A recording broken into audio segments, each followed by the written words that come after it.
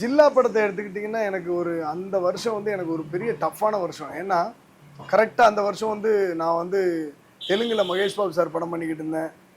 ஹிந்தியில் வந்து ரித்திக் ரோஷன் சார் படம் கமிட் ஆயிருந்தேன். தெலுங்கில் ராம் சரண் சார் படம், அல்லு அர்ஜுன் படம். ஸோ இவங்க எல்லா படம் பண்ணிக்கிட்டு திடீர்னு சடனாக பார்த்தா ஸ்ட்ரைக் அனௌன்ஸ் பண்ணிட்டாங்க.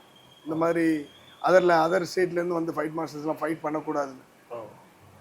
ஸோ என்ன பண்ணுறதுன்னு தெரியல. ஒரு நம்ம லைஃப்பில் ஒரு பீக் போன இடத்துல ஒரு பிரேக் ஆகிடுச்சு அப்படின்னு உட்காந்துக்கிட்டு இருக்கிறப்போ டஃப்பான இயர்னு சொல்லிட்டேன். ஆனால் அது கொஞ்சம் ராங் வேர்டு. ஏன்னா ரொம்ப பிளஸ்டான ஒரு இயர் அது.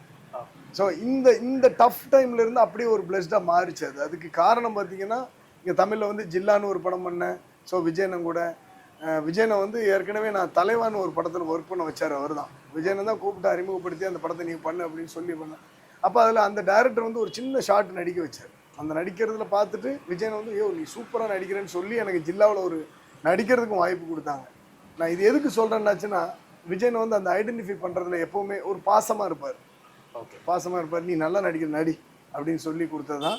ஸோ அந்த படத்தில் நடித்தேன். அந்த படத்தினுடைய எனக்கு ப்ளஸ் என்ன அப்படின்னாச்சுன்னா ஜில்லா, வீரம் இந்த ரெண்டுமே ஒரே நாள் ரிலீஸ் ஆனது. ஒரு பயங்கர டெம்பில் இருந்தேன். பட் ஆடியன்ஸ் கிட்ட போய் சேர்ந்தப்போ பார்த்தீங்கன்னா 2 படமே 2 வேறு விதமாக ஃபைட் கோரியோகிராஃப் பண்ணியிருக்கேன்னு ஒரு பெரிய நல்ல பேர் கிடச்சி.